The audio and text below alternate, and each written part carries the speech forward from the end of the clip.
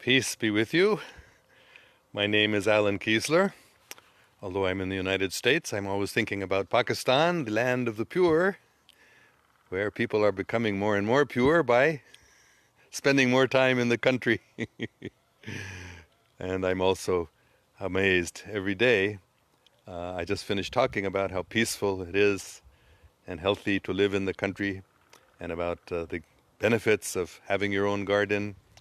And then I stepped outside and I saw a lot of new flowers. Now spring flowers are just starting, so I wanted to share them with you. So let me just turn this around here. Look, just step outside my door and this is what we see. And beautiful. These are called magrittes here. And this is a herb. I'm trying to remember the name. I can't remember the name. These are flowers, but this is a very healthful herb also. And this is a hawthorn tree with lots of these beautiful red berries. See how lovely it is, how peaceful it is. And we have a little bird bath here. Birds come here all the time and bathe and drink water. We have just gotten our first calla lily. This is a calla lily flower. This is the first one that has bloomed. It's a very, very delicate and beautiful flower. And other flowers are also blooming. Some of these bloom throughout the year, pretty much. And here's some lavender, a rose,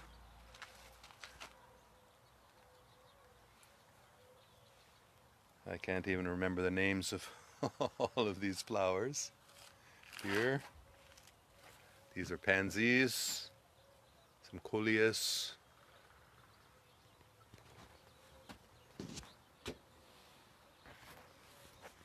And here we have the Virgin Mary. And this is a Mexican to remember death also, because oh, this is a happy wanderer. Look at all these beautiful little blooms. So how can you not be happy and peaceful when you live in such a beautiful place? New rose. And these are poppies. They haven't bloomed yet. This is the California state flower. We're going to have so many of them. They just increase every year. They go on increasing more and more. This is the happy wanderer. Look at that. And this is where I was working yesterday in the garden, transplanting. I took out a lot of aloe veras and put them here. Here we have different types of cactuses. Another daisy flower right here. So this area right here was full of these aloe veras. You can see a few of them are left here. They're very, very plant. If you get a cut or burn, you can break one of the leaves here and take out the juice, and it's very soothing. Look at this, how many we got. A few years ago, 10 years ago, we had like 4 or 5 of these, and now they've expanded to hundreds. The same, this was one, this other type of aloe vera, and it created dozens of babies. So they're expanding like this. And this is another one of those first plant I showed you with the red flower. This is one of the babies, and I transplanted and put it over here. So now this is the first year it has bloomed. Another little lavender here. Some parsley, very good spice. Here's some more pansy. This is sage. Oh, I didn't show the other sage over here. sage has such a nice, and on the way, these other, these big, we have two of these here. This is the sage I wanted to show you. And this whole garden here of,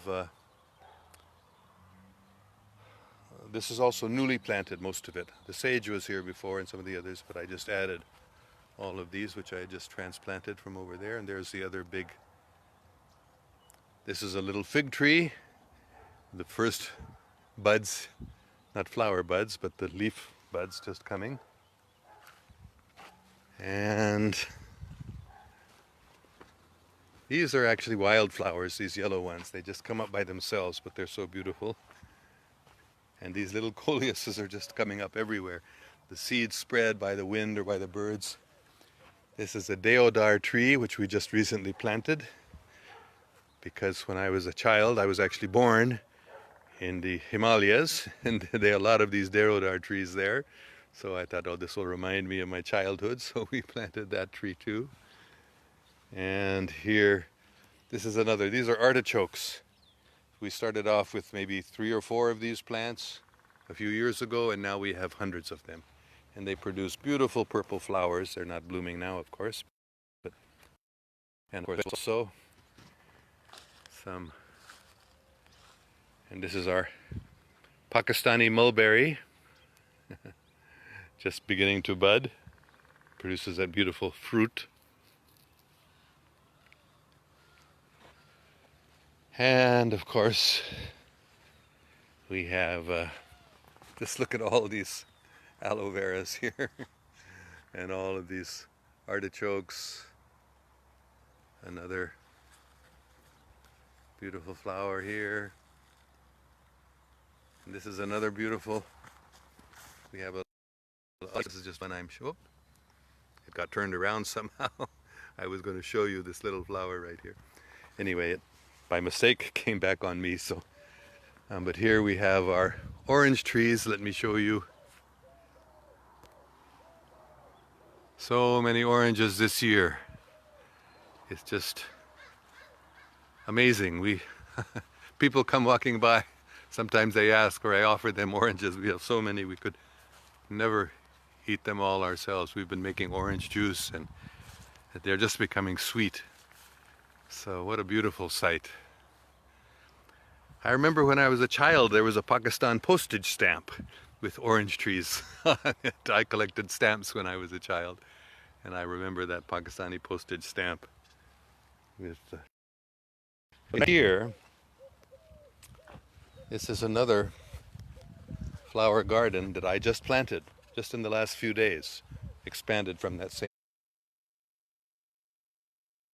place, transplanting these different types of succulents and flowers. And these are all flowers which have come up by themselves this year.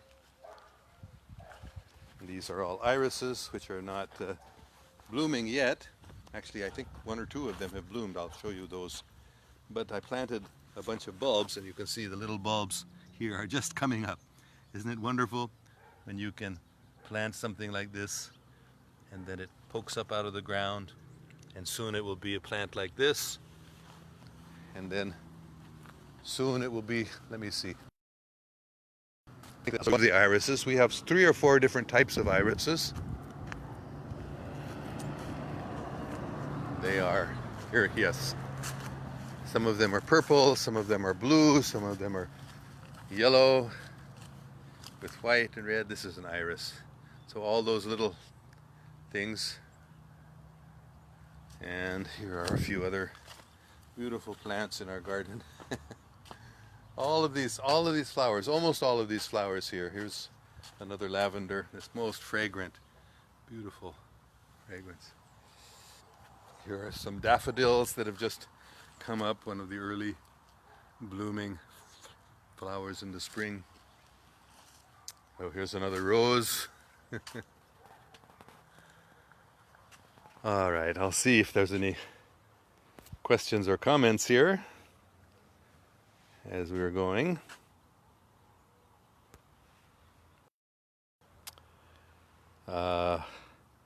Musarat Jamil says, love lavender, isn't it wonderful fragrance. Adil Anjum Pakral says, which is the beautiful country? This is the countryside of Yolo County in California. This is the town or village of Esparto. It's like a village, only 2,000 or 3,000 people live here, but American village is not like with dirt roads and everything like in Pakistani villages. So let's just show you a few more flowers as I'm looking at your questions too. How do you use aloe vera? Well, I said one way you use it. You just break the leaf and it has a juice, very thick juice, and you can smear it on burns or on cuts. It's antiseptic. So let's see. Munifa Jabin, respected sir, I am a botanist. Oh, wow. Many vegetables has been grown by me in field as experiments. Very wonderful. And don't you feel the presence of God in the fields where you're growing vegetables, and as they develop, it's a wonderful, wonderful experience. Okay, I'm just going to end here by showing you a couple of roses we have here more. So lovely, so lovely. And here's another one on the same bush. And these are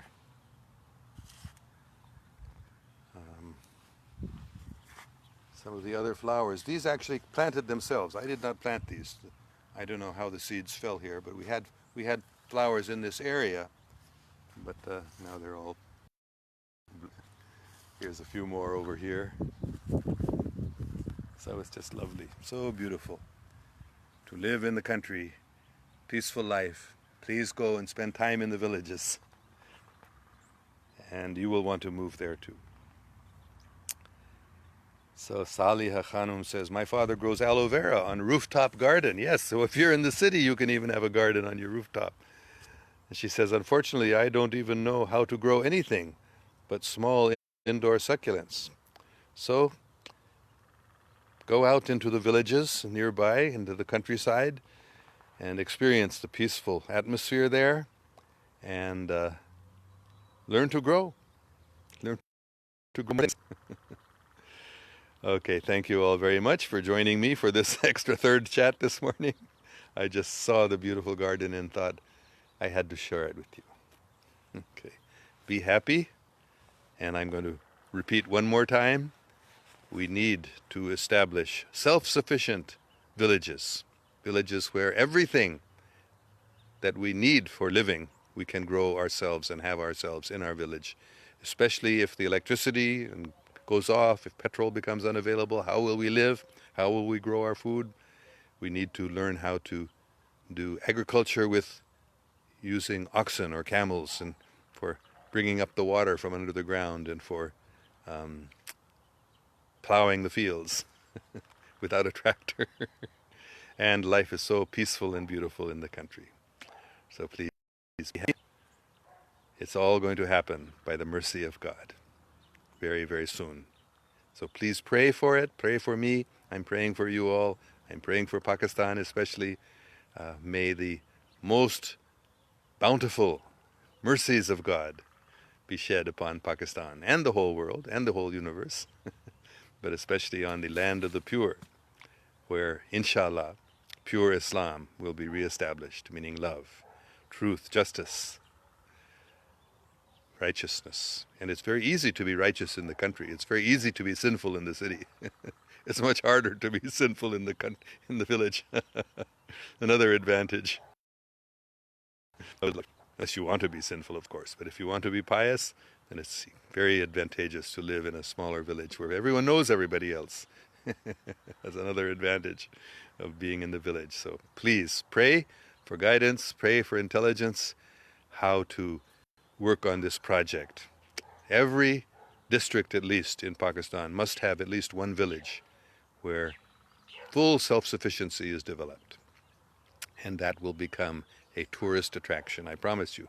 When tourists hear about that, they'll want to go to those villages to see how people lived. How did our grandparents or great-grandparents live? It'll be a great attraction also. Okay. Thank you.